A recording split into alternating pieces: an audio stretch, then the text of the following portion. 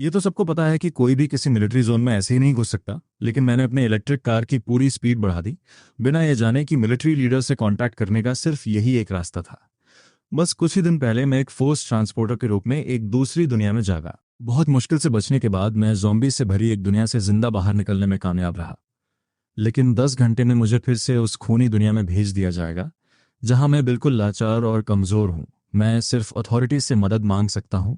उस वक्त मेरी मर्जी के मुताबिक मैं इंटरोगेशन रूम की कुर्सी पर बैठा था और कमांडर फैन टैन रूई फेंस के दूसरी तरफ बैठे थे। क्या तुम्हें पता है कि मिलिट्री जोन में घुसना एक बहुत बड़ा क्राइम है? मैं थोड़ा दुखी होकर मुस्कुरा दिया। मुझे पता है, लेकिन अब सिर्फ आप लोग ही मेरी मदद कर सकते हैं। फैन टियान रूई ने गुस्से में देखा। अगर तुम्हें कोई तकलीफ है तो तुम पुलिस के पास जा सकते हो, कम्युनिटी गवर्नमेंट के पास जा सकते हो। तुम मिलिट्री जोन में घुस आए, इसका क्या मतलब है? अब हमारे पास तुम्हें दूसरे देश का स्पाई मानने की काफी वजह है। उनके सवालों पर मैंने फिर से अपना सिर हिलाया और दुख से मुस्कुरा दिया। मैं नहीं हूं। मेरा सुझाव है कि आप इस टैबलेट की तुरंत जांच करवाएं। वैसे भी मेरे पास ज्यादा वक्त नहीं बचा है। तुम्हारा क्या मतलब है कि वक्त नहीं बचा? तुम अजीब बर्ताव कर रहे हो, फैन रूई ने मजाक उड़ाते हुए कहा, जैसे मेरा झूठ पकड़ने वाले हो। टेक्निकल डिपार्टमेंट को इंटेरोगेशन रूम में बुलाओ। टेक्निकल डिपार्टमेंट के लोग जल्दी ही आ गए। उन्होंने कंप्यूटर लिया, उसे खोला और अंदर का स्ट्रक्चर देखकर हैरान रह गए। ये मेन मेमोरी नहीं है, ना ही इंटेल है और ना ही एएमडी। हो सकता है ये कुंजों की कोई स्पेशल मेमोरी हो। मेरा सुझाव है कि देश के टॉप एक्सपर्ट से इसे तुरंत डिकोड करवाया जाए। जब टेक्निकल सोल्जर ने अपनी बात खत्म की तो फैन टियान रूई के चेहरे पर तनाव आ गया। हालांकि उन्हें अभी भी मेरी बातों पर यकीन नहीं था। उन्होंने सैटेलाइट फोन से सिक्योरिटी ऑफिस कांटेक्ट किया और देश के सबसे बड़े एक्सपर्ट्स को बुलाने को कहा। बस आधे घंटे बाद एक बिना पहचान वाली ब्लैक व्हीकल बेस में घुसी। नेशनल सिक्योरिटी ऑफिस से जेनिलॉन और डॉक्टर यूहिन वी इंटेरोगेशन रूम में आए। जैसे ही यूहिन वी अंदर आई, उन्हें टैबलेट देखकर बहुत क्यूरियोसिटी हुई और उन्होंने तुरंत उसे उठाकर लाइट में चेक किया और खोलना शुरू कर दिया। जब उन्होंने अंदर का स्ट्रक्चर देखा तो उनकी सांस थम गई। यह मदरबोर्ड धरती के किसी भी मॉडल का नहीं है। सीपीयू सिलिकॉन का नहीं बल्कि कार्बन का है, जानेलॉन ने शक के साथ पूछा। कार्बन से तुम्हारा क्या मतलब है? क्या तुम कहना चाहती हो कि यह ऐसी टेक्नोलॉजी है जो धरती से कहीं आगे है? एक हाई स्टेबिलिटी नैनोमीटर चिप? साथ ही यह भी कहा जा सकता है। ये कहते हुए यूहिन वी रुकी और खिड़की के बाहर देखते हुए एक हैरान कर देने वाले टोन में कहा, यह बहुत ज्यादा चांस है कि यह किसी दूसरी इंटरस्टेलर सिविलाइजेशन का प्रोडक्ट हो। जेनेलॉन की आंखें फटी की फटी रह गई। फैन रूई का चेहरा गंभीर हो गया। इस अचानक खबर ने उनके दिमाग में एक बड़ा कॉन्फ्लिक्ट पैदा कर दिया। थोड़ी देर बाद उन्होंने टेबल ठोका और मुझ पर चिल्लाए, तुम्हें यह कंप्यूटर कहां से मिला? मैंने गुस्से और हैरानी भरी नजरों से उन्हें देखा और एक एक शब्द साफ कहा, दूसरी दुनिया से। ज़ॉम्बीज से भरी एक दुनिया। जैसे ही मैंने अपनी बात खत्म की, मैंने देखा कि फैन टियान रूई की आंखें सिकुड़ गईं। अगले सेकंड उन्होंने फिर से टेबल ठोका। बकवास। अगर तुमने ऐसी फजूल बातें जारी रखी तो मैं तुम पर मिलिट्री लॉ के तहत केस चलाऊंगा। बिना डरे मैंने पूछा, क्या धरती कार्बन कंप्यूटर बना सकती है? क्या धरती के पास ऐसी टेक्नोलॉजी है? इसके अलावा सच में मेरे पास वक्त नहीं है। मैं 3 दिन से सोया नहीं हूं। जैसे ही मैं सोऊंगा मैं फिर से वहां ट्रांसपोर्ट हो जाऊंगा। हो सकता है मैं कभी वापस ना आऊं। ये कहते हुए मेरी आंखें धुंधली होने लगी।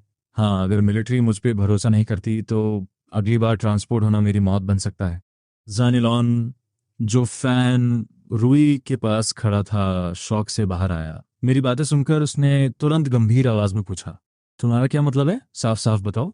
मेरी कलाई पर एक काउंटडाउन है। जब काउंटडाउन 0 पर पहुंचता है तो मुझे जबरदस्ती उस ज़ॉम्बीज वाली दुनिया में ट्रांसपोर्ट कर दिया जाता है। अब 7 घंटे और 58 मिनट्स बचे हैं। मेरी बात सुनकर जैनेलॉन सोच में गया। फैन रूई ने देखा कि जैनेलॉन शायद मुझ पर यकीन करने वाला है, तो उसने तुरंत कहा, लाउजान, तुम सच में इस पर यकीन नहीं करोगे, है ना? लेकिन जैनेलॉन ने अपने ख्यालों में डूबते हुए उसे इग्नोर किया और साइड में रखा हुआ खुला टैबलेट उठाया और यूहिन वी से पूछा, क्या तुम्हें लगता है कि यह धरती का है? यूहिन वी ने एक जुनूनी टोन में अपना सिर हिलाया। धरती? ऐसा नहीं है कि मैं धरती की टेक्नोलॉजी को नीचा दिखा रही हूं, लेकिन अगर धरती को 50 साल और दे दिए जाएं तब भी आप ऐसा कुछ नहीं बना सकते। इसके लिए सैकड़ों साल लगेंगे।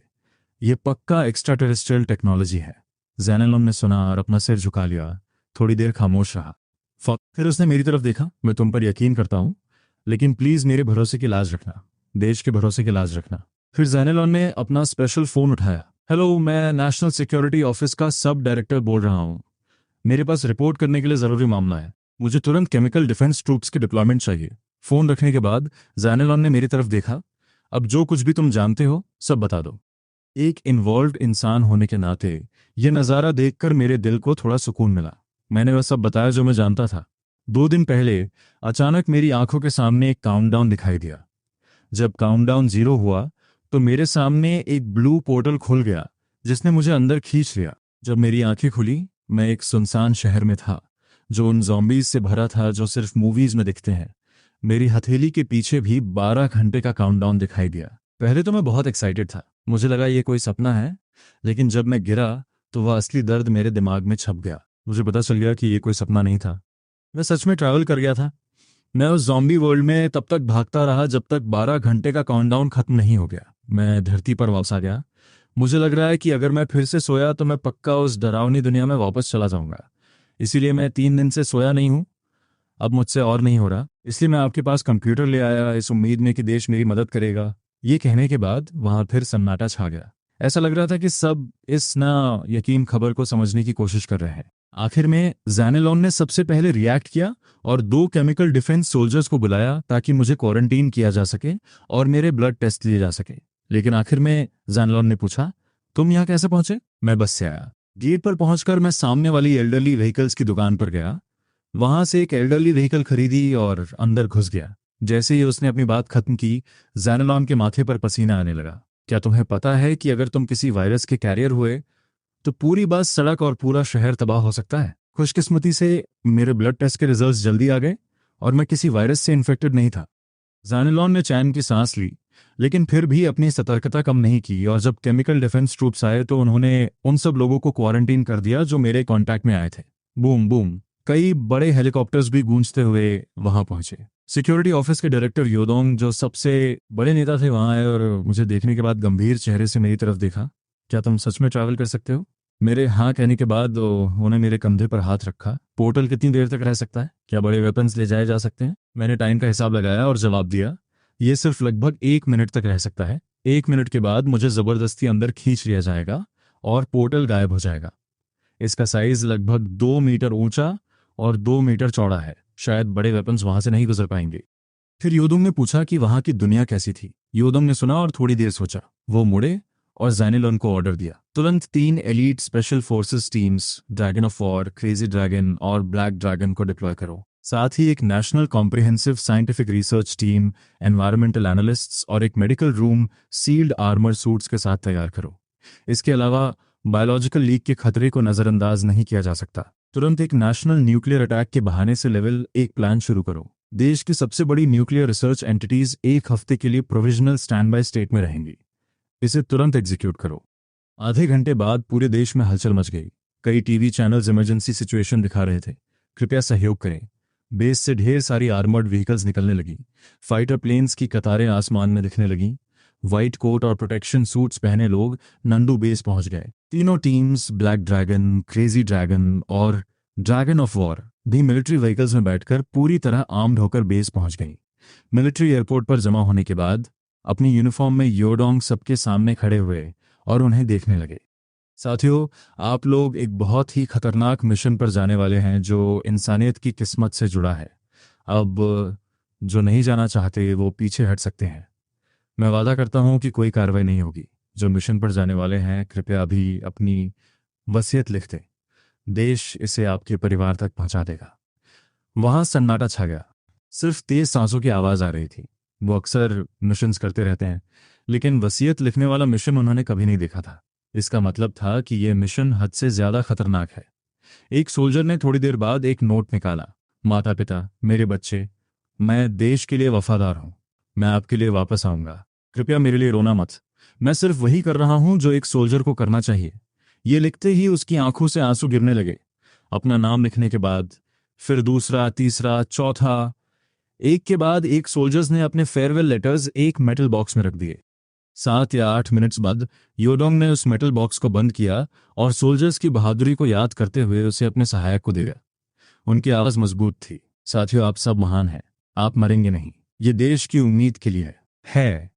सड़पी, कुछ दिन पहले हमारे देश के एक सिटीजन ने गलती से एक स्पेस टाइम रोड ढूंढ लिया जो एक सदी का सफर करा सकता है। स्पेस टाइम डोर से ट्रैवल, क्या ये सच है? क्या ये साइंस फिक्शन नहीं है? नीचे खड़े स्पेशल फोर्सेस के सोल्जर्स के दिमाग में शक होने लगा। जल्दी ही योडोंग ने उन्हें फिर से इंटरप्ट किया। वह एलियन वर्ल्ड जहां ट्रैवल किया गया है वह पूरी तरह ज़ॉम्बीज से तबाह हो चुका है। वह बहुत खतरनाक है और उस सिटीजन ने पहला ट्रैवल पूरा कर लिया है जिसने मेरी सारी बातों को कंफर्म किया है। लेकिन वायरस फैलने का तरीका अभी साफ नहीं है। हमको वहां की दुनिया के बारे में ज्यादा पता नहीं है, इसलिए आपका मेन मिशन उसे फिर से ट्रैवल करने में मदद करना है। डेटा और सैंपल्स इकट्ठा करें। सबसे जरूरी बात उनकी सेफ्टी पक्की करना है। समझे? समझ गए? फिर योडुंग ने मेरी तरफ देखा। कितना वक्त बचा है? 5 घंटे 30 मिनट। पहले आराम करो, बाकी हम पर छोड़ दो। फिर योडोंग ने हर टीम के लीडर्स को कॉन्फ्रेंस रूम में बुलाया ताकि बैटल प्लान बनाया जा सके। इस बीच एक मैनुअल जिसका नाम rules of survival in a zombie world था, एक बंद प्रिंटिंग प्रेस में चुपके से प्रिंट किया गया। 90 मिलियन से ज्यादा कॉपीज रातों रात प्रिंट की गईं और अनगिनत निवासियों में बांट दी गईं। अगली सुबह मैं एयरपोर्ट पर फाइटर प्लेन के पास था। मेरे आसपास युगोदॉन और 3 एलीट टीम्स थीं। मैंने अपने सामने काउंटडाउन देखा। 4 3 2। काउंटडाउन खत्म होते ही मेरे सामने एक नीली रोशनी चमकी। मेरे सामने बस 1 मीटर दूर ये रोशनी लगभग 2 मीटर ऊंचाई में सिमट गई। सबने आंखें फाड़कर मेरे सामने वाली उस रोशनी को देखा। उनके चेहरों पर खौफ साफ दिख रहा था। ये सच निकला, सच में एक पोर्टल है। हर टीम के लीडर्स दंग रह गए। मेरे बगल में खड़े यो की आंखें भी उस वक्त खुली की खुली रह गईं, पर कुछ ही सेकंड्स में उसका चेहरा फिर से स्टील जैसा सख्त और शांत हो गया। उसने हर टीम की तरफ देखा। स्पेशल फोर्सेस टीम, अंदर जाने के लिए तैयार हो जाओ। इसके पीछे जाओ। याद रखना, हर हाल में। जब स्पेशल फोर्सेस टीम और बाकी लोग अंदर चले गए तो कई तरह के इक्विपमेंट लिए हुए साइंस सपोर्ट टीम भी जल्दी से अंदर चली गई। आखिर में युगोडोन ने मेरी तरफ देखा। कॉमरेड, आपका सफर अच्छा हो। इस बार देश आपके पीछे खड़ा है। एलियन वर्ल्ड, मैं एक बार फिर आ गया हूं, पर इस बार मैं अकेला नहीं हूं। मेरे पीछे मेरी मातृभूमि है। मेरे अंदर जाते ही वह चमकदार नीली रोशनी चमकी, फिर वो जल्दी से सिकुड़ गई। मेरी आंखों के सामने अंधेरा छा गया और जब मेरी नजर वापस आई, मैं एक सुनसान शहर में था जहां हर तरफ टूटी हुई दीवारें और मलबा था। जमीन पर कई सूखी हुई लाशें पड़ी थीं। साइंस सपोर्ट टीम आसपास की लाशों की जांच कर रही थी। वह टीम मेंबर्स जो पहले ही कदम रख चुके थे। उस वक्त तक वे अपने इक्विपमेंट के साथ आसपास पहरा दे रहे थे। मैंने एक गहरी सांस ली। अभी भी उसी जगह पर हूं जहां पिछली बार था। लगता है ट्रैवल की लोकेशन फिक्स्ड है। कॉम्बैट टीम के कमांडर इन चीफ सोन सी ने थोड़ी दूर पड़ी एक तालाश की तरफ इशारा किया। हमने अभी कुछ ज़ॉम्बीज को खत्म किया है। उनकी कमजोरी उनका सिर है। एक बार सेंट्रल नर्वस सिस्टम खत्म हो गया तो ज़ॉम्बीज मर जाएंगे। वैसे काउंटडाउन क्या है? इस बार मैंने अपनी रेटिना पर समय देखा और एक लंबी सांस छोड़ी। 24 घंटे। सोनसी ने सुनने के बाद थोड़ी देर सोचा। जब साइंस सपोर्ट टीम सैंपल्स लेने का काम खत्म कर लेगी तो हम तुरंत निकल पड़ेंगे। 10 मिनट से ज्यादा बीतने के बाद साइंस सपोर्ट टीम ने सैंपल्स ले लिए थे। टीम का एक मेंबर 11 के सामने भागते हुए आया। रिपोर्ट, आसपास कोई सर्वाइवर्स नहीं है। वेस्ट की तरफ ज़ॉम्बीज का झुंड साउथ की तरफ जा रहा है। ईस्ट में कम ज़ॉम्बीज हैं। ईस्ट की तरफ बढ़ने की सलाह दी जाती है। सोनसी ने सिर हिलाया। सभी टीम्स ध्यान दे। वुल्फ टीम रास्ता दिखाएगी। ड्रैगन हंटर टीम पीछे से कवर करेगी। कियान ग्रुप ब्लैक ड्रैगन टीम के सहयोग से ईस्ट की तरफ बढ़ेगा। जल्दी से सभी लोग ईस्ट की तरफ लगभग 2 किलोमीटर चले। रास्ते में उन्हें कई ऐसे लोग मिले जो अपनी इंसानियत खो चुके थे। उन सभी को ज़ैनलोन टीम ने एक सुरक्षित जगह पहुंचाया, जब तक कि वे एक बुक स्टोर के पास नहीं पहुंच गए। सनसी ने दुकान की तरफ देखा और 20 मिनट तक तलाशी लेने का आदेश दिया। सब जबरदस्ती अंदर घुसे और तलाशी शुरू कर दी। उस बिखरी हुई दुकान में मैंने एक मैगजीन उठाई। कवर पर किसी तरह का हाईटेक मैकेनिकल डिवाइस बना था। इस दुनिया का टेक्नोलॉजी लेवल कम से कम नानसिन के बराबर है और कुछ मामलों में तो उससे भी कहीं ज्यादा आगे है। सोनसी ने सिर हिलाया। जल्दी ही उसकी टीम के मेंबर्स को कुछ और इलेक्ट्रॉनिक डिवाइसेस मिले। कियान ग्रुप के लोगों ने तुरंत रूट मैपिंग इक्विपमेंट निकाला, पर बाद में उन्होंने मिली हुई किताबों के आधार पर रास्तों का विश्लेषण भी किया। सोनसी ने रेडियो पर आदेश दिया, वक्त खत्म, सब तुरंत पीछे हट जाओ। जब कियान ग्रुप और टीम मेंबर्स पीछे हटने की तैयारी कर रहे थे, तभी ऊपर से कुछ टूटने की हल्की आवाज आई। सबने ऊपर देखा। बुक स्टोर की दूसरी मंजिल का लकड़ी का साइन बोर्ड हवा और कटाव की वजह से हिल रहा था। फिर वह पूरा साइन बोर्ड निकल गया और जमीन पर गिरकर टुकड़े टुकड़े हो गया। वह आवाज पूरे इलाके में गूंज उठी। कई ब्लॉक्स दूर के ज़ॉम्बीज ने शो सुना और वहां जमा होने लगे। उनकी आंखों में खून की प्यास चमक रही थी। वे तेजी से बुक स्टोर की तरफ भागे। सोनसी ने कॉमन की तरफ देखा। उसने रेडियो उठाया और तुरंत आदेश दिया, सभी स्पेशल फोर्सेस के सैनिक मुकाबले के लिए तैयार हो जाओ। 20 से ज्यादा लोगों की टीम तुरंत फॉर्मेशन में तैनात हो गई और अपनी गन्स का निशाना बुक स्टोर के एंट्री गेट पर लगा दिया। कियान के लोग और मुझे उनके पीछे सुरक्षित रखा गया। हमने अपनी सांसें रोक ली थीं। कुछ ही पलों में सड़क पर सड़ते हुए मांस वाले दर्जनों ज़ॉम्बीज दिखाई दिए, जो एक आम इंसान की रफ्तार से बुक स्टोर की तरफ भाग रहे थे। सनसी की आंखें चमकी और उसने तुरंत सबको साइलेंसर्स लगाने और आने वाले ज़ॉम्बीज पर गोली चलाने का आदेश दिया। टप टप टप गोलियां सटीक तरीके से ज़ॉम्बीज के मुंह पर लगीं और काला खून चारों तरफ फैल गया। कुछ ही सेकंड्स में सारे ज़ॉम्बीज जमीन पर ढेर हो गए। सोनसी ने रेडियो पर निर्देश दिए, साइलेंट ड्रोन्स में लो। कई स्पेशल फोर्सेस के सैनिकों ने तुरंत कार्रवाई की और अपने पोर्टेबल टर्मिनल्स खोले। उन्होंने साइलेंट रिकॉनेसेंस ड्रोन्स तैनात किए। चांदी जैसे चमकते ड्रोन्स हवा में उड़ने लगे और स्क्रीन पर तस्वीरें दिखने लगीं। आसमान से दिख रहा था कि बुक स्टोर के बाहर सड़क पर ज़ॉम्बीज की एक और भीड़ जमा हो रही थी। उनकी संख्या लगभग 30 थी और वे बुक स्टोर की तरफ ही आ रहे थे। रिकॉनेसेंस ड्रोन ने अपनी खोज जारी रखी। जल्द ही सबको पता चला कि उन 30 ज़ॉम्बीज के अलावा बाकी जो ज़ॉम्बीज आ रहे थे वे काफी दूर थे। वे अपनी दिशा भटक गए और वापस अपनी पुरानी जगह चले गए। सबकी जान में जान आई। ठीक है, सिर्फ 30 बचे हैं, ये कोई बड़ी बात नहीं है। तुरंत ही ज़ॉम्बीज वहां आ गए। गोलियां उनके माथे पर लगीं और थोड़ी ही देर में उन्हें खत्म कर दिया गया। सुरक्षा पक्की करने के बाद रिसर्च टीम ने जल्दी से टिश्यूज और ब्लड इकट्ठा किया, पर जल्द ही एक रिसर्चर को पता चला कि गोलियों ने उन्हें खत्म तो कर दिया था और उनका नर्वस सिस्टम पूरी तरह रुक गया था, पर ज़ॉम्बी का खून अभी भी बहुत एक्टिव था और उसके अंदर का वायरस अभी भी जिंदा था। जो कोई भी इस खून को शरीर में लेगा वो थोड़ी ही देर में ज़ॉम्बी बन जाएगा। ये सुनते ही सोनसी ने तुरंत आदेश दिया, रिसर्च टीम के अलावा कोई भी ज़ॉम्बीज के खून या टिश्यू के संपर्क में नहीं आएगा। अगर कोई संपर्क में आता है तो तुरंत रिपोर्ट करे। ये पक्का करने के बाद कि आकर्षित हुए सभी ज़ॉम्बीज खत्म हो गए हैं, सब आगे बढ़ते रहे। साइलेंट ड्रोन आसमान से नजर रख रहा था। मैंने ड्रोन से आने वाली एरियल तस्वीरें देखी। ढही हुई इमारतें, हर तरफ लाशें। मैंने सोनसी से धीरे से पूछा, क्या आपको लगता है कि इस दुनिया में अभी भी कोई जिंदा बचा होगा? सनसी ने स्क्रीन की तरफ देखा और थोड़ी देर सोचा, शायद, पर अगर कोई बचा भी होगा तो उनकी संख्या बहुत कम होगी। रात हो गई। टीम ने एक पुराने सुपरमार्केट में कैंप लगाया। मैं खिड़की से बाहर देखते हुए जमीन पर बैठ गया। बिना लोगों के शहर कितना शांत था। सनसी अपनी गन पकड़े मेरे बगल में बैठा था। उसने खिड़की से आसमान की तरफ देखा। हाँ, वहां चांद को देखो, ये अर्थ के चांद से कहीं ज्यादा बड़ा है। आसपास के तारों की सजावट और उनकी चमक अर्थ से बिल्कुल अलग है। मैंने भी वहीं देखा। अनजान तारे अंधेरी रात में चमक रहे थे। उसी वक्त सोनसी का वॉकी टॉकी बज उठा। कैप्टन, मुझे लगता है बाहर कुछ गड़बड़ है, बाहर आकर एक बार देखिए। सुनने के बाद सोनसी ने तुरंत नाइट विजन गॉगल्स पहने और बाहर देखा। मैंने भी नाइट विजन गॉगल्स पहने और बाहर देखा।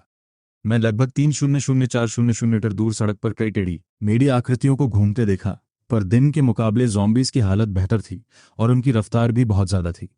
रिसर्च टीम के लोग ब्लड टिश्यू सैंपल्स के साथ पास आए। उन्होंने धीरे से कहा, खून की एक्टिविटी में बदलाव के हिसाब से हमें लगता है कि रात में ज़ॉम्बीज की शारीरिक क्षमता लगभग दोगुनी हो जाती है और उनकी मानसिक स्थिति भी उत्तेजित हो जाती है। खतरा काफी बढ़ गया है। सनसी ने गंभीर चेहरे के साथ सुनने के बाद अपने साथियों को 3 ग्रुप्स में बांट दिया, जो बारी बारी रात को पहरा देंगे। अगले दिन जब ज़ॉम्बीज की रफ्तार कम हुई, टीम ने एक रेजिडेंशियल बिल्डिंग के अंदर तेजी से आगे बढ़ना जारी रखा। वहां उन्हें एक सड़ी गली लाश मिली। सिर पर और पीछे की दीवार पर गोलियों के निशान और रेडियो एक्टिव खून के निशान थे और एक पिस्टल बिखरी हुई थी। साइंस रिसर्च टीम ने पक्का किया कि कोई खतरा नहीं है, फिर पिस्टल उठाई और उसे सील कर दिया। आखिर में उन्हें एक पुरानी डायरी मिली जिस पर अनजान भाषा में कुछ लिखा था। साइंस रिसर्च टीम ने उसे संभाल कर रख लिया। टीम आगे बढ़ती रही और जल्दी ही एक फेंस के पास पहुंच गई। जब सबने उसे कूद कर पार किया तो सब एक साथ ठिठक गए। दूर एक मैदान में ज़ॉम्बीज की भारी भीड़ थी। वहां कम से कम हजारों ज़ॉम्बीज थे। मैंने अनजाने में अपनी सांस रोक ली और बगल में खड़े सोनसी की तरफ देखा। सोनसी का चेहरा भी थोड़ा पीला पड़ गया था। उसने बिनोकुलर्स निकालकर देखा तो पाया कि उन हजारों ज़ॉम्बीज के बीच कुछ ज़ॉम्बीज काफी अजीब थे। उनकी स्किन अब सफेद नहीं बल्कि नीली हरी थी। स्किन के नीचे की मसल्स फूली हुई थीं। यहां तक कि दिन में भी वे 1 सेकंड से कम वक्त में आसपास की हलचल का पता लगा सकते थे और उनकी आंखें पूरी तरह धुंधली नहीं थीं। सॉन्सी ने बिनोकुलर्स रखे और इशारों से टीम को आगे बढ़ने का आदेश दिया जब तक कि वे एक पार्किंग लॉट तक नहीं पहुंच गए। मेरी आंखों के टाइमर में 20 मिनट से ज्यादा बचे थे। सोनसी ने तुरंत फैसला किया कि यहां से ही वापसी शुरू करेंगे। उसने आसपास के सैनिकों को अलर्ट रहने और वक्त बीतने का इंतजार करने को कहा। जल्दी ही मेरी आंखों के टाइमर पर 5 सेकंड बचे थे। 5, 4, 3, 2, 1। एक बार फिर मेरी आंखों में नीली रोशनी चमकी और मेरे सामने एक नीला टेलीपोर्टेशन लाइट पाथ बन गया। टीम मेंबर्स ने पीछे से कवर किया और मैं और साइंस रिसर्च टीम सबसे पहले उस लाइट पाथ के अंदर चले गए। फिर सोनसी ने बाकी मेंबर्स को भी एक एक करके अंदर आने को कहा। दूसरी तरफ मेरी आंखों के सामने फिर से अंधेरा छा गया।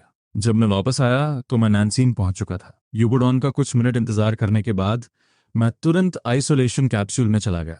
जो टीम मेंबर्स वापस टेलीपोर्ट होकर आए थे वे भी अलग अलग आइसोलेशन कैप्सूल्स में चले गए। फिर पूरी तरह से डिसइंफेक्शन किया गया। सब कुछ खत्म होने के बाद centre for control of disease के स्टाफ ने युगोदनु को बताया कि कोई इन्फेक्शन नहीं मिला है और डिसइंफेक्शन पूरा हो चुका है। मैं भी आइसोलेशन कैप्सूल से बाहर आया, लेकिन जैसे ही मैं निकला मैंने युगोडॉन को अपने आसपास के लोगों से गंभीर चेहरे के साथ कहते सुना, ये थोड़ा अजीब है। उस दुनिया की टेक्नोलॉजी और लेवल को देखते हुए वे सिर्फ इस वायरस से खत्म नहीं हुए होंगे। जरूर कोई और वजह होगी। डिकोडिंग के एक्सपर्ट्स आ चुके हैं। अगर ऐसा है तो उनसे उन किताबों को तुरंत डिकोड करवाओ जो हम लाए थे। जब यूगो ने सब कुछ मैनेज कर लिया तो उन्होंने मेरी तरफ देखा और पूछा, टाइमर में कितना वक्त बचा है? मैंने अपने सामने वाले टाइमर को देखा और हैरान रह गया। टाइमर बदल चुका था। पिछली 2 बार से यह हर 24 घंटे में टेलीपोर्ट कर रहा था, लेकिन इस बार यह 48 घंटे हो गया था। फिर मैंने ये बात यूगोडॉन को बताई। यूगो ने सुनने के बाद कुछ सेकंड सोचा और कहा, यह भी एक अच्छी बात है। तुम अच्छी तरह आराम कर सकते हो, हम भी ज्यादा तैयारियां कर सकते हैं। फिर यूगोडॉन कमांड रूम में वापस चले गए। उन्होंने तुरंत एक डॉक्यूमेंट जारी किया। ज़ॉम्बी वर्ल्ड का पहला फेज खत्म हो गया है। कोई वायरस लीक नहीं पाया गया है। नेशनल न्यूक्लियर प्रोटेक्शन ड्रिल को तुरंत हटा दिया जाए। डॉक्यूमेंट जारी होते ही सभी न्यूज़ और इंटरनेट पर यह मैसेज आने लगा। ड्रिल में हिस्सा लेने वाले लाखों लोग तुरंत उत्साहित हो गए। सब एक दूसरे को गले लगाकर खुशी से रोने लगे। मैं डर के मारे मर गया था।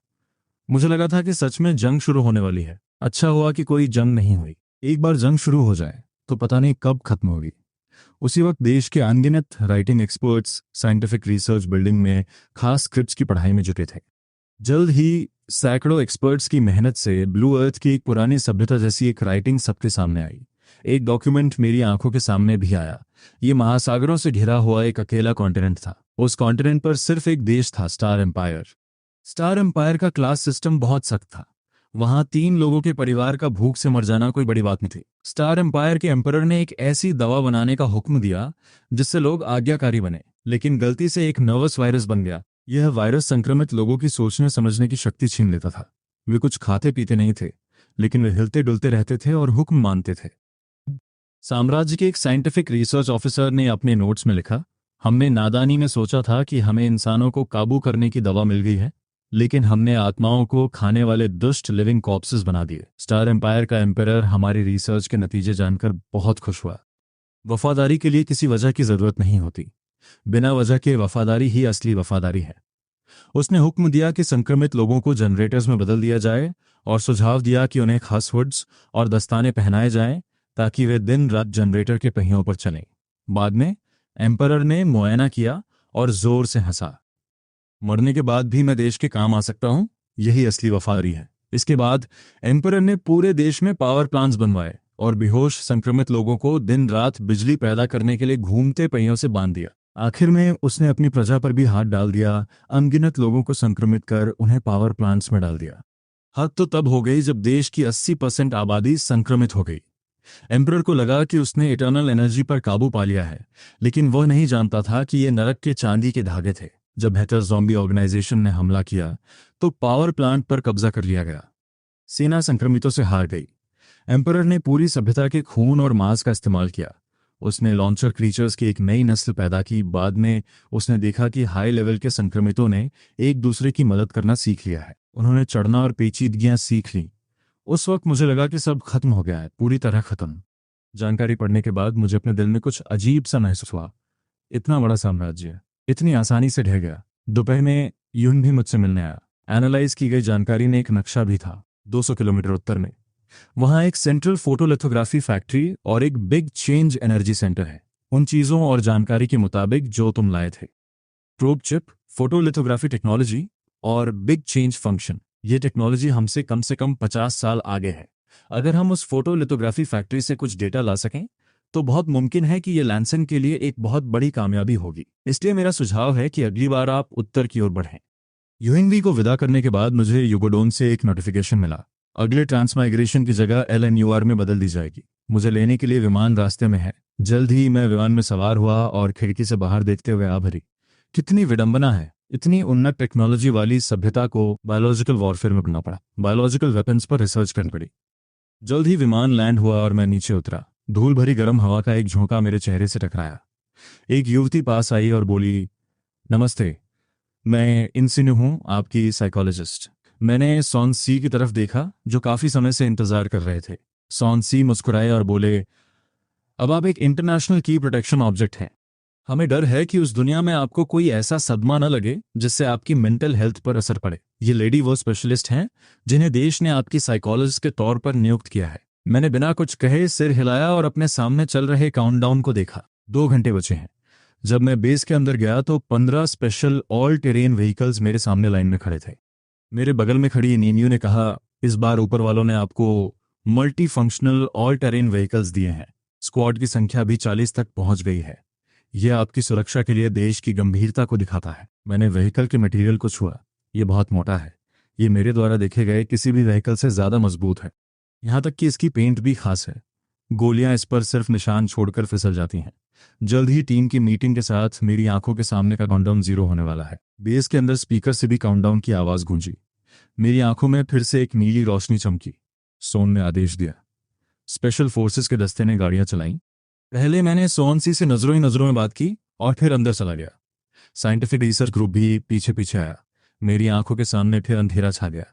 जब मेरी आंखों की रोशनी वापस आई तो मैं फिर से ज़ॉम्बीज से भरी उस दुनिया में था। इस बार ये पिछली बार से अलग है। इस बार ट्रांसमाइग्रेशन सीधे उसी पार्किंग लॉट में हुआ जहां से मैं पहले गया था। ड्राइवर की सीट पर बैठे सोनसी ने रेडियो के जरिए निर्देश दिए। ड्रैगन स्लेयर स्क्वाड सबसे आगे, ब्लैक ड्रैगन स्क्वाड सबसे पीछे, मैं और साइंटिफिक रिसर्च ग्रुप बीच में, वॉर ड्रैगन स्क्वाड किनारों पर। हमारा लक्ष्य 200 किलोमीटर उत्तर में ग्लियू का बिग चेंज एनर्जी सेंटर है। ये कंफर्म करने के बाद कि सबको निर्देश मिल गए हैं, गाड़ियों का काफिला तुरंत निकल पड़ा। इंजन की आवाज ने आसपास के ज़ॉम्बीज को अपनी ओर खींचा। काफिले की ऑल टेरेन व्हीकल्स ने कई ज़ॉम्बीज को सीधे कुचलते हुए समस्या को आसानी से हल कर दिया। व्हीकल के ऊपर से मैकेनिकल आवाज आई और ड्रोन हवा में उड़ गए। नजदीकी इलाके की रेकी करने लगे और आसपास के इलाके का रियल टाइम टेरेन भेजने लगे। सब कुछ ठीक होने के बाद सोनसी ने मॉनिटरिंग से अपनी नजर हटाई और मेरी तरफ देखा, पूछा, काउंटडाउन क्या है? इस बार मैंने अपने सामने वाले काउंटडाउन को देखा। 3 दिन। सोनसी ने यह सुनकर अपनी भौहें सिकोड़ी। इस बार इतना लंबा वक्त? मैं मुस्कुराया और कहा, इन ट्रांसमाइग्रेशंस के बाद मुझे एहसास हो रहा है कि कुछ और ट्रांसमाइग्रेशंस के बाद मैं पोर्टल के सही समय को कंट्रोल कर पाऊंगा। यह सुनकर सोनसी की आंखें चमक उठीं। सच में, अगर हम वाकई खुलने का समय कंट्रोल कर सकें तो हमें इतना बेबस नहीं होना पड़ेगा। हम जब चाहे तब यात्रा कर सकेंगे। मैं कब यात्रा करूंगा? मैंने बिना कुछ कहे शरारत से पलकें झपकाईं, उन्हें अंदाजा लगाने के लिए छोड़ दिया। लेकिन जब मैं सोनसी से बातें कर रहा था तभी सुरक्षा की जिम्मेदारी संभाल रहे टीम के सदस्य ने हमें रेडियो पर साउथ वेस्ट दिशा में देखने के लिए कहा। सोनसी और मैंने एक साथ देखा और करीब 1 किलोमीटर दूर एक 20 मीटर ऊंचा विशालकाय ज़ॉम्बी देखा। वो धीरे धीरे चल रहा था। उसके पीछे नीली त्वचा और विकसित मांसपेशियों वाले ज़ॉम्बीज का एक झुंड था। मैंने एक गहरी सांस ली। ज़ॉम्बी सच में इस हद तक इवॉल्व हो सकते हैं। सोनसी ने तुरंत काफिले को दूर जाने का आदेश दिया। हम पुराने रास्ते के बजाय एक वैकल्पिक रास्ते पर आगे बढ़े। जब हमें विशालकाय ज़ॉम्बी दिखना बंद हो गया तो सोनसी ने रेडियो लिया और अपनी नजरें जमा ली। कोई भी इसे हल्के में न ले। विशालकाय ज़ॉम्बीज का दिखना वायरस की दहशत को दिखाता है। यह जानकारी से कहीं ज्यादा खतरनाक है। जरूर ऐसे खतरे होंगे जिनका हम अंदाजा नहीं लगा सकते। सबको हिम्मत जुटानी होगी। जवाब देते समय सावधान रहें। रेडियो पर मैसेज भेजने के बाद सोनसी ने खामोश शहर की ओर देखा और कहा, क्या तुम्हें नहीं लगता कि ज़ॉम्बी संकट इतना सीधा नहीं है जितना कि काबू से बाहर हो जाना? मिसाल के तौर पर अभी वाला विशालकाय ज़ॉम्बी। मुझे पूरा शक है कि यह स्टार एम्पायर द्वारा जानबूझकर बनाया गया एक लिविंग वेपन है। बस ये हथियार आखिरकार काबू से बाहर हो गया। मैंने सोनसी की बातें सुनी और चुप रहा। आसमान धीरे धीरे काला हो गया। अंधेरे में कुछ सितारे नजर आए। रेडियो पर एक साथी की आवाज आई, कैप्टन, सामने 12 बजे की दिशा में कुछ संदिग्ध लोग हैं, हमें जाकर देखना होगा।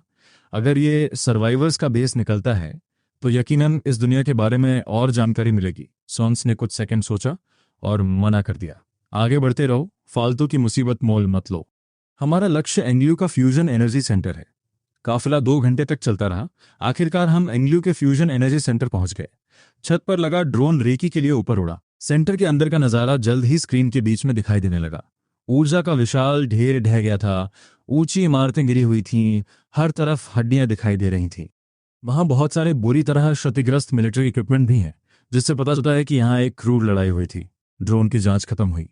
सोनसी ने तुरंत एक बेस ऑफ ऑपरेशंस बनाने का आदेश दिया और काफिले में एक सुरक्षा टीम छोड़ दी। अगर कोई स्थिति हो तो तुरंत रिपोर्ट करें। बाकी सब मेरे साथ आए। सब धीरे धीरे मेन कैनाल के जरिए आगे बढ़े। जॉम्बीज के दहाड़ने की आवाज बीच बीच में सुनाई दे रही थी। जब कुछ जॉम्बीज ने हलचल नोटिस की तो सैनिकों ने तुरंत साइलेंसर्स वाली बंदूकों का इस्तेमाल किया। एक हल्की आवाज के बाद जॉम्बीज एक एक करके गिरते गए। सुन ने दीवार पर संकेतों को खोजा। वो टीम को एंग्लियो सेंटर के कंट्रोल रूम में ले गया। जॉम्बीज का सफाया करने के बाद रिसर्च टीम अंदर गई। छोड़े गए डेटा के जरिए सबको पता चला कि इसे 200 साल पहले बनाया गया था। उस समय स्टार एम्पायर में एक प्रतिभाशाली व्यक्ति था जिसके पास नोबेल टाइटल थी, जिसे फादर ऑफ एंग्लियो कहा जाता था, जिसने अकेले ही न्यूक्लियर फ्यूजन की 10 मुख्य कठिनाइयों को पार कर लिया था, जिससे साम्राज्य की न्यूक्लियर फ्यूजन टेक्नोलॉजी ने बहुत तरक्की की थी। ये पावर प्लांट भी एम्पायर का एक चमत्कार बन गया था। फिर सब एनर्जी कोर की तरफ गए। रिसर्च टीम ने एक सैम्पलिंग डिवाइस निकाला। एक मिडिल एज रिसर्चर ने बड़े एक्साइटेड होकर कोर मटेरियल को देखा। यहाँ की कोर टेक्नोलॉजी और heat resistant layer technology blue star से कहीं ज्यादा एडवांस्ड है। मुझे रिसर्च के लिए कुछ सैंपल्स ले जाने होंगे। रिसर्च टीम ने वीडियो रिकॉर्डिंग इक्विपमेंट निकाला और ध्यान से सेंट्रल एरिया को रिकॉर्ड किया। जैसे जैसे सैंपलिंग आगे बढ़ी, उस मिडिल एज रिसर्चर का चेहरा और भी खुशी से खिल गया। इन मटेरियल्स का एक्यूमुलेशन काफी स्टेबल है। इसमें नेचुरल स्टेबिलिटी और रेडिएशन रेजिस्टेंस है, और उन्होंने सुपर कंडक्टर के साथ एक क्रिस्टल का भी इस्तेमाल किया है। अगर हम ये सैंपल्स वापस ले गए तो हमारे देश का न्यूक्लियर एनर्जी डेवलपमेंट पक्का बहुत तेजी से आगे बढ़ेगा और शायद पूरी तरह से प्रैक्टिकल स्टेज में एंटर कर जाएगा। ये नामुमकिन नहीं है। इन बातों ने पूरी रिसर्च टीम में एक नया जोश भर दिया।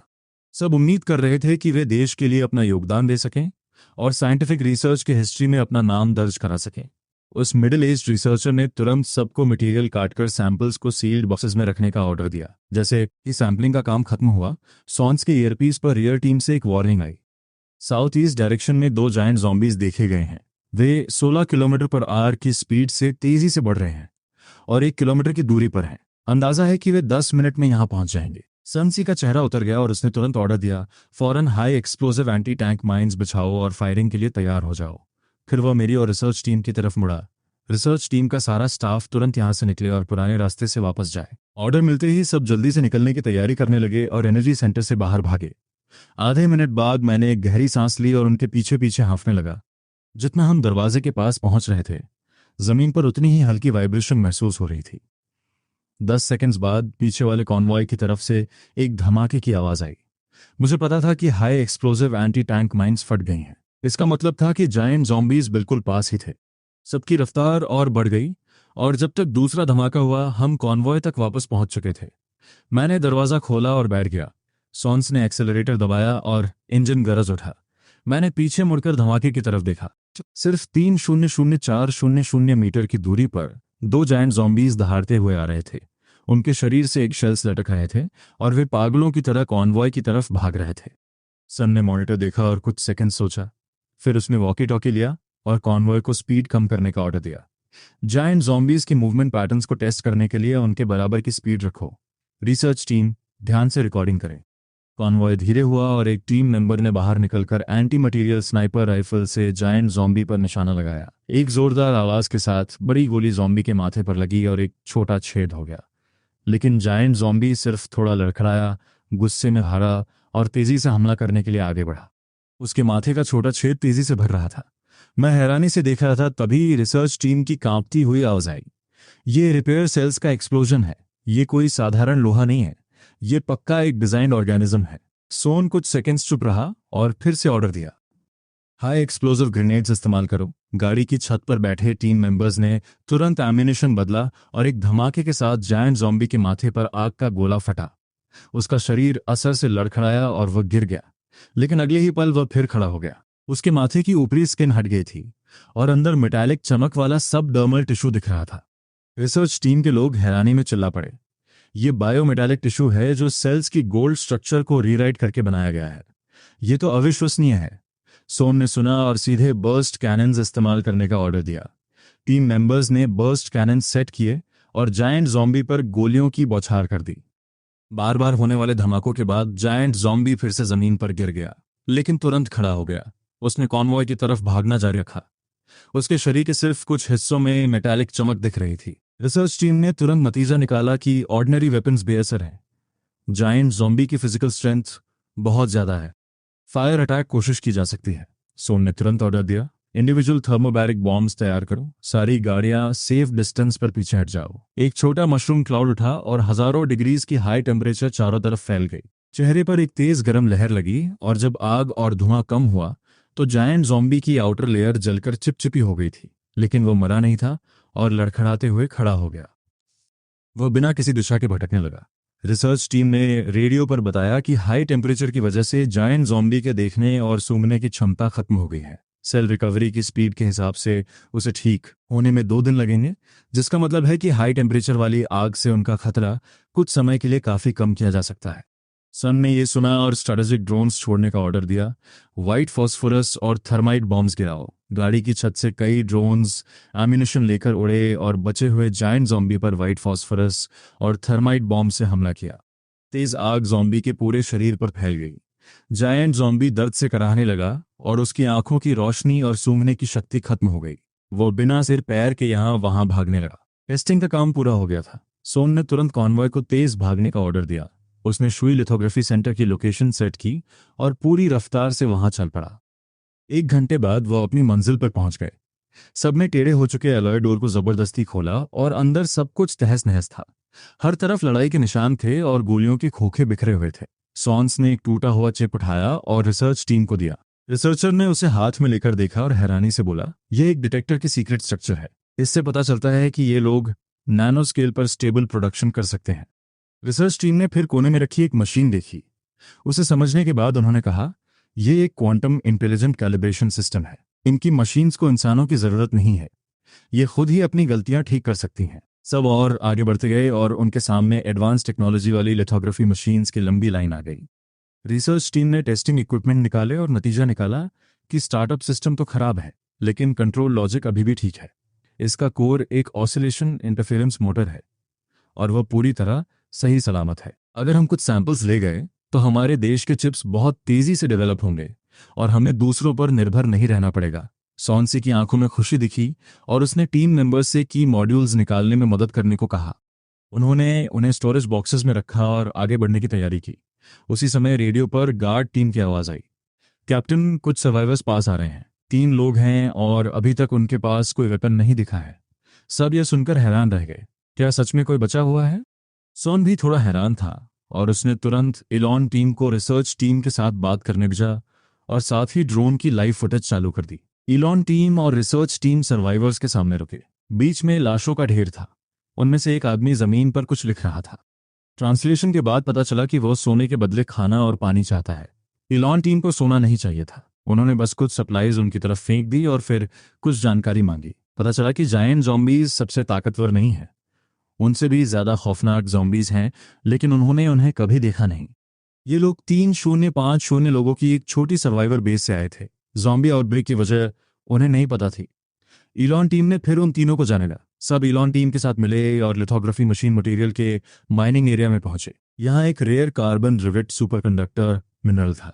रिसर्च टीम ने सैंपल्स लिए ताकि धरती पर ले जाकर आर्टिफिशियल सिंथेसिस की कोशिश की जा सके। जब सारा काम पूरा हो गया तो सब आराम करने के लिए कॉन्वॉय में वापस आ गए। मैं सीट से टेक लगाकर बैठ गया। बहुत ज़्यादा थकान महसूस हो रही थी और मैं गहरी नींद में सो गया। जब मेरी आंख खुली तो मेरी आंखों के सामने काउंटडाउन सिर्फ 5 मिनट का था। कॉन्वॉय तैयार था। सॉन्स ने मेरा कंधा थपथपाया और मुस्कुराया। सो मत, अब हम वापस जा सकते हैं। मैंने झिझकते हुए सिर हिलाया। जैसे ही काउंटडाउन 0 हुआ, वही जानी पहचानी ब्लू लाइट की दीवार मेरे सामने आ गई और कॉन्वॉय एक एक करके उसमें चला गया। सब कुछ अंधेरा हो गया और जब रोशनी वापस आई तो मैं NNUR के अंडरग्राउंड आइसोलेशन कैप्सूल में था। ऊपर लगे स्पीकर से आवाज आई, दोनों तरफ से व्हीकल्स की वापसी कंफर्म हो गई है, सारा स्टाफ तैयार हो जाए। सैचुरेटेड डिसइंफेक्शन प्रोग्राम चालू करें। एक गाड़ी सफेद धुंध ने तुरंत कॉन्वॉय को घेर लिया। सफेद धुंध हटने के बाद मैं सॉन्से और बाकी लोग एक एक करके गाड़ी से बाहर आए। रिसर्च टीम ने तुरंत अपने नतीजे लीडर्स को बताए। सॉन्सी ने पूरे एक्शन की रिपोर्ट दी। जब योदन को जायंट ज़ॉम्बीज के बारे में पता चला तो उसने तुरंत फैसला किया, अगली बार जब हम पार करेंगे तो ऑफ रोड व्हीकल्स नहीं बल्कि सीधे मेन बैटल टैंक्स इस्तेमाल करेंगे जो नए आर्मर पियर्सिंग शेल से लैस होंगे। इन बातों ने कॉन्फ्रेंस रूम में सबको हैरान कर दिया। मेन बैटल टैंक्स देश के सबसे बड़े वेपन्स हैं और आर्मर पियर्सिंग शेल्स के साथ उनकी ताकत गजब की है। ये मॉर्टर से कहीं ज्यादा पावरफुल है। लेकिन युगोदॉन अभी रुका नहीं था और उसने फ्लेम थ्रोअर्स लाने का भी ऑर्डर दिया। कॉम्बैट का असली राजा बॉर्ड। इस हथियार की विस्फोटक ताकत 6 TNT बार्स के बराबर है। जब सबने ये खबर सुनी तो उनके मुंह इतने खुले रह गए कि हमारी सुरक्षा सुनिश्चित करने के लिए उनमें ढेर सारे बत्तख के अंडे समा सकते थे। देश ने वास्तव में इस तरह के हाई पावर हथियार निकाल लिए थे। कॉन्फ्रेंस रूम से बाहर निकलने के बाद एनसीयू ने मुझसे कुछ देर बात की। उसने मुझे आधे घंटे का एक मोटिवेशनल भाषण दिया। ये जानकर कि अगली यात्रा में 5 दिन बाकी है, उसने मुझसे सीधे 4 दिन की छुट्टी मांग ली। आखिरकार एनसीयू और ब्लैक ड्रैगन टीम के 2 सदस्यों के साथ हम येलो माउंटेन चढ़ने गए। पहाड़ की ढलान पर खड़े होकर मैं नीचे शहर के हजारों घरों की रोशनियों को देख रहा था, अपने ख्यालों में खोया हुआ। जब मैं जुआन मिंडिन की चोटी पर पहुंचा तो ठीक उसी समय सूर्योदय हुआ। मैं जोर से चिल्लाया। मेरे अंदर जमा सारा डर बाहर निकल गया। उसके बाद हम वापस मोड़ आ गए। ये वही जगह है जहां मैं बड़ा हुआ हूं। लेकिन लैंड करने के कुछ ही घंटों बाद मेरी मुलाकात मेरी एक्स गर्लफ्रेंड से हुई। उसने एक महंगे सूट वाले आदमी का हाथ पकड़ा हुआ था। वो सुइन था। सू ने इनीनू को देखा। उसकी आंखों में अचानक चमक आ गई। जैसे मैं जाने वाला था उसने मुझे रोक लिया। सू इंसू के पास आया, उसका चेहरा देखा और उसके चेहरे पर लालच के भाव आ गए। इसकी कीमत बताओ। 10,000। ये क्या है? 5 लाख। तुम जो चाहो कह सकते हो। आखिर मैं इसे स्वीकार कर सकता हूं। तुम्हारे लेवल की खूबसूरती सच में दुर्लभ है। मैंने अपनी एक्स गर्लफ्रेंड की तरफ देखा।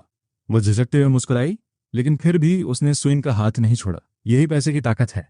अगर बात नहीं बनी तो 1 मिलियन। सू ने देखा कि इंसियो कोई रिएक्शन नहीं दे रही है तो वो थोड़ा नाराज हो गया। उसे लगा कि उसकी राय में इस दुनिया में ऐसा कोई नहीं है जिसे पैसे से न खरीदा जा सके। लेकिन जल्द ही वह दंग रह गया। इंसियो ने जैसे मिलियन की बात सुनी ही नहीं थी। उसने मेरा हाथ पकड़ा और दूसरों की परवाह किए बिना पूछा, क्या ये तुम्हारी एक्स गर्लफ्रेंड है? ये तो कुछ खास नहीं है। ये कहने के बाद उसने उन दोनों के उतरे हुए चेहरों को नजरअंदाज किया और मुझे सीधे खींच कर ले गई। दोपहर में इंसियो मुझसे पुरानी मजेदार बातें कर रही थी। ब्लैक ड्रैगन टीम का एक सदस्य मेरे पास आया और फुसफुसाया, कोई आप पर हमला करने वाला है। हमने पास के सिक्योरिटी ऑफिस से संपर्क कर लिया है। आपको सुरक्षा की चिंता करने की जरूरत नहीं है। मैंने धीरे से सिर हिलाया। मैं इनिनो के साथ बातें करता रहा। 10 मिनट बाद सिक्योरिटी ऑफिस के लोग आए और उन्होंने तेजी से संदिग्धों को काबू में कर लिया। पूछताछ के बाद पता चला कि ये लोग सुमीन के आदमी थे। चूंकि दिन में सड़क पर सुमीन की बेइज्जती हुई थी, इसलिए उसने मुझे सबक सिखाने के लिए लोग भेजे थे।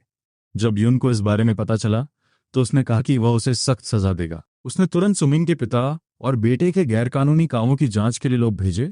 साथ ही उनके पीछे के नेटवर्क का भी पता लगाया और उन सबको जड़ से उखाड़ फेंका। कुछ ही दिनों में सुमीन का पिता और बेटा जेल में थे। मैंने भी काफी मजे कर लिए थे। काउंटडाउन में 2 दिन बचे देखकर मैं इंसियो और दूसरों के साथ नूर वापस लौट आया और सोन से सिला फिर से निकलने की तैयारी करने के लिए। काउंटडाउन के आखिरी दिन मैंने बेस पर 10 मेन बैटल टैंक्स और 10 आर्मर्ड व्हीकल्स देखे। मेरा दिल धक से रह गया। सॉन्स ने एक तरफ खड़े होकर बताया, चाहे टैंक हो या बख्तरबंद गाड़ियां, इनका सारा इक्विपमेंट खास तौर पर बनाया गया है और ये लेटेस्ट डिफेंस सिस्टम से लैस है। जैसे ही काउंटडाउन 0 पर पहुंचा, नीली रोशनी का पर्दा फिर से दिखाई दिया और टैंक और बख्तरबंद गाड़ियां गरजते हुए अंदर चले गए। मैं टैंक के कमांड रूम में बैठा, रेडियो उठाया और कहा, इस बार काउंटडाउन 3 दिनों का है। समय काफी है। चलो उन जायंट ज़ॉम्बीज को ढूंढते हैं। अपनी फायर पावर आजमाओ। सॉन्स के आदेश पर राडार ने हाई फ्रीक्वेंसी सर्च शुरू कर दी। काफिला आगे बढ़ने के कुछ ही देर बाद उन्हें एक जायंट ज़ॉम्बी मिला। एक ड्रोन हवा में उड़ा। उसकी फुटेज टैंक के अंदर रियल टाइम में प्रोजेक्ट हुई, जो सीधे शहर के बीचों बीच धीरे धीरे चल रहे जायंट ज़ॉम्बी को टारगेट कर रही थी। इसके शरीर पर अभी भी काफी हिस्सा जला हुआ है। ये वही है जिससे हम पहले मिले थे, साइंटिफिक रिसर्च टीम के लोगों ने हैरानी से कहा। वाकई इस तरह की सेल एक्टिविटी से कुछ ही दिनों में बुनियादी तौर पर ठीक होने देती है। सॉन्स ने आदेश दिया कि टैंक नंबर 1 तुरंत फायर करे।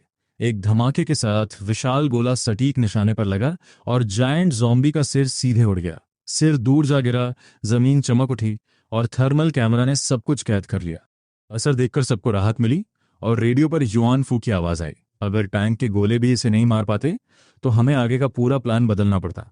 रिसर्च टीम के लोग उत्साहित थे और उन्होंने पूरे ज़ॉम्बी हॉर्ड को खत्म करने का सुझाव दिया। जायंट ज़ॉम्बी की अंदरूनी बनावट का अध्ययन करने के लिए सॉन्स ने उनकी बात मान ली और आर्मर्ड व्हीकल्स को आगे बढ़ने का आदेश दिया। रॉकेट लॉन्चर और कई तरह की गोलीबारी ने उस इलाके को तहस नहस कर दिया और जल्द ही ज़ॉम्बी हॉर्ड का सफाया हो गया। सॉन्स ने दोबारा आदेश दिया कि ड्रोन्स चेक करें कि कोई सर्वाइवर्स तो नहीं है।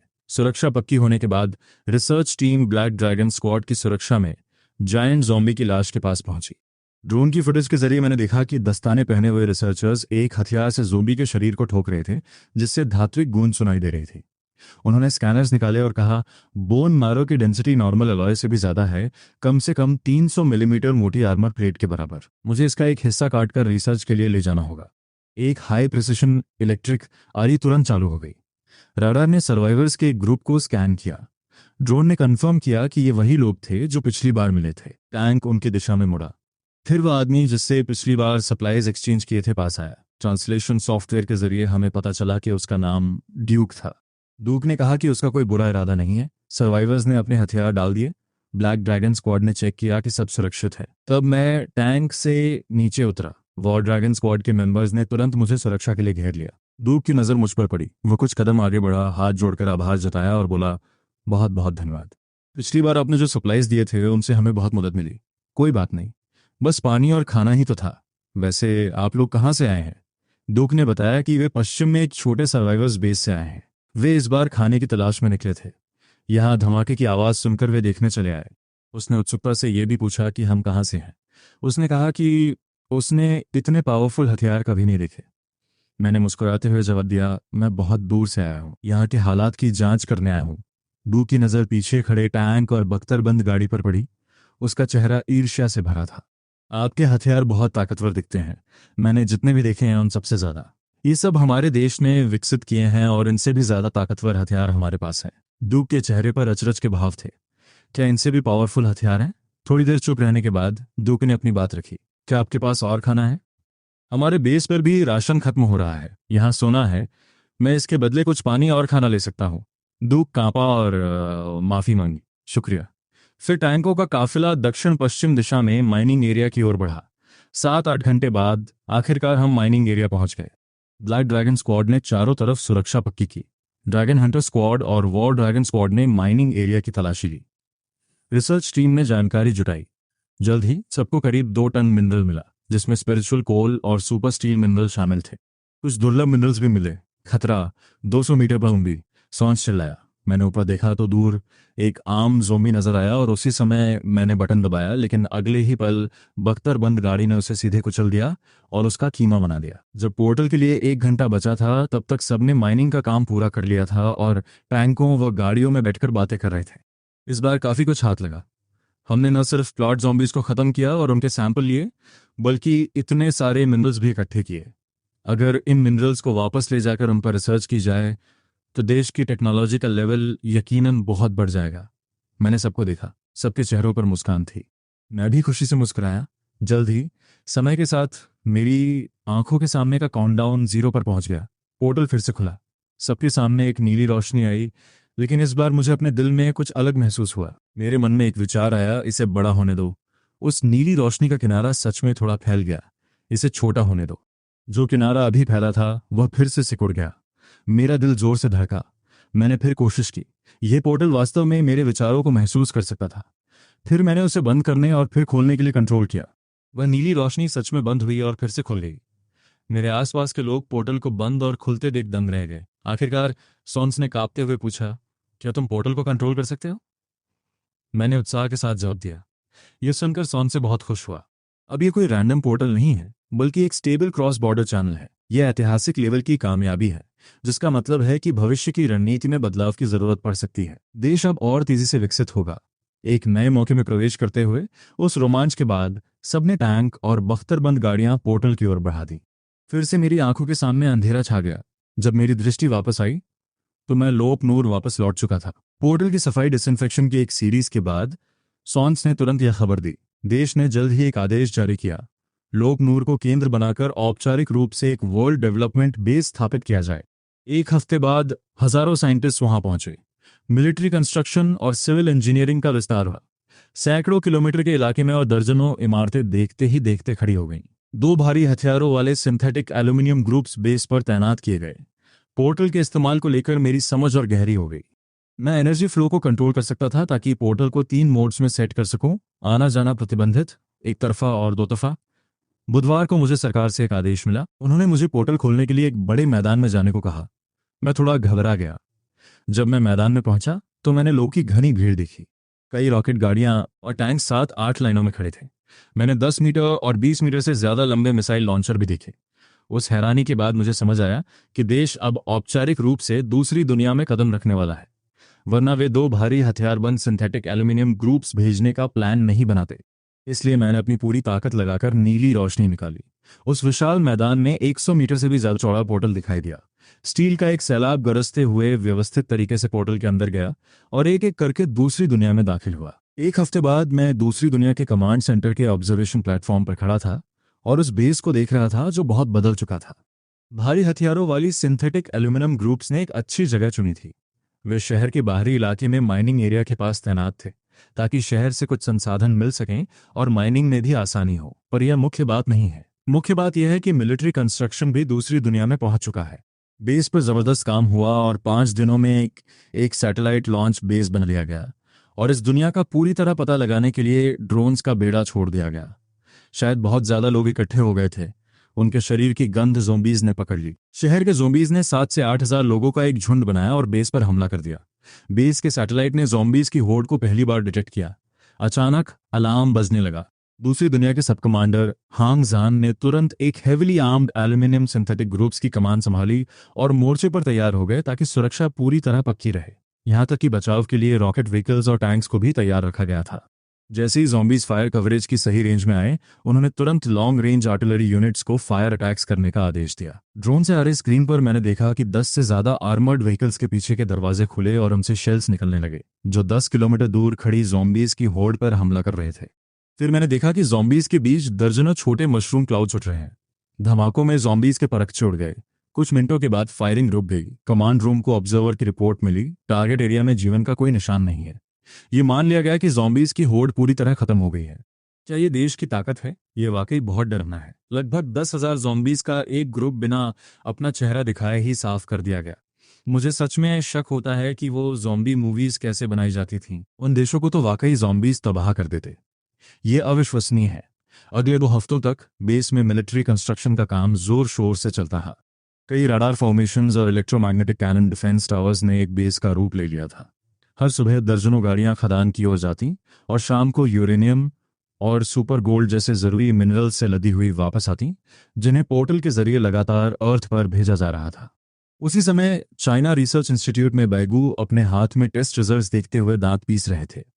एक और फेलियर, लिथोग्राफी मशीन्स के मटेरियल्स पर इंग्लैंड की पाबंदी बहुत सख्त है। मौजूदा पाबंदियों के साथ इंग्लैंड की बराबरी करने में कम से कम 50 साल लगेंगे। बहुत बड़ा अंतर है।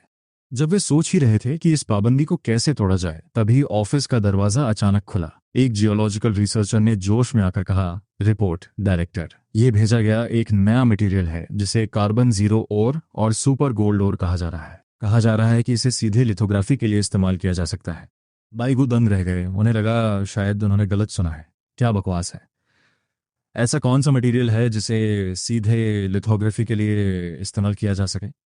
ये तो बस एक सपना है। उन्हें बिल्कुल यकीन नहीं था कि ऐसा कोई मटेरियल हो सकता है।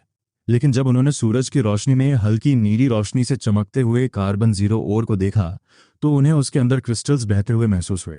उनकी आंखें फैल गई। उन्होंने मटेरियल उठाया और रोशनी ने उसे ध्यान से देखा।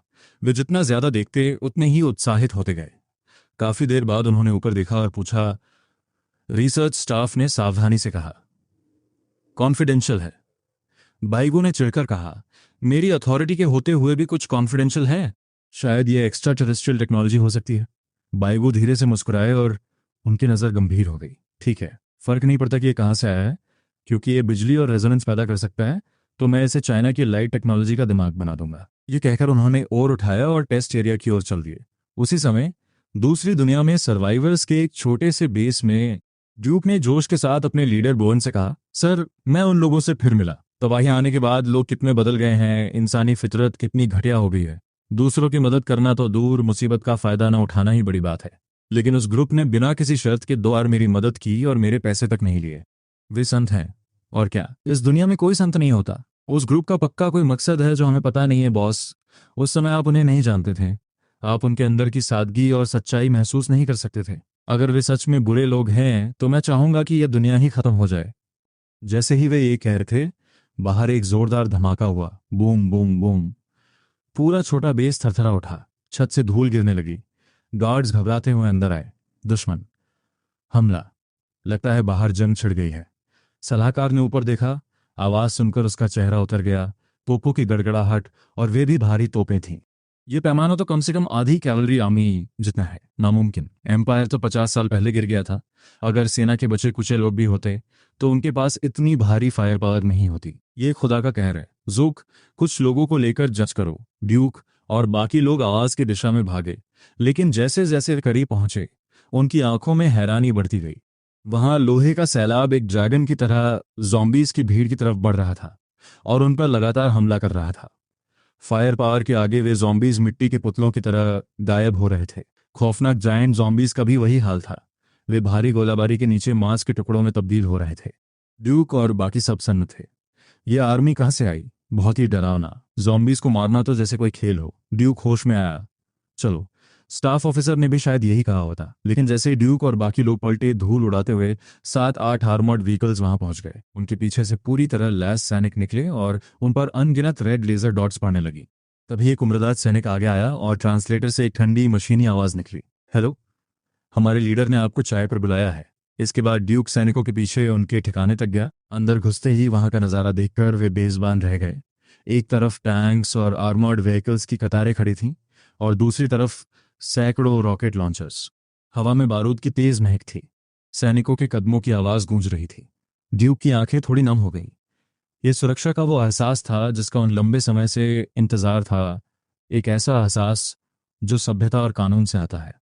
जब वह टेम्पररी कमांड पोस्ट में दाखिल हुआ और मुझे लीडर के साथ चाय पीते देखा तो वह हैरान रह गया। तो आप लोग हैं? मुझे लगा था कि पिछली टीम ही आपकी पूरी ताकत थी।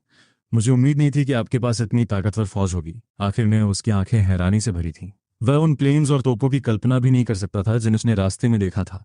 हर तरह के हाई टेक वेपन्स। इतनी ताकत तो एम्पायर के दौर में भी नहीं थी। मैं मुस्कुराया और उसे हेलो कहा। फिर अपने पास बैठे जुआन जान से उसका परिचय कराया। ये हमारे कमांडर इन चीफ हैं, हुआन जान। ड्यूक ने सामने खड़े गरिमापूर्ण अधेड़ उम्र के व्यक्ति को देखा और घबराते हुए हकलाकर कहा, हेलो। हुआन जान ने सामने खड़े बेचैन नौजवान को देखा और प्यार से मुस्कुराया। घबराओ मत, बैठो बैठो, मुझे कुछ बातें जाननी है। ये सुनकर ड्यूक और भी घबरा गया। सर, मैं थका नहीं हूं, मेरे लिए खड़े रहना ही बेहतर है। ये मजाक थोड़े ही था। इतनी ताकतवर फौज के सामने वो बैठने की हिम्मत तभी करता जब वो एम्पायर में उसी लेवल का कोई बड़ा आदमी होता। वैसे तो उसे देखने की भी किसी की हैसियत नहीं होती।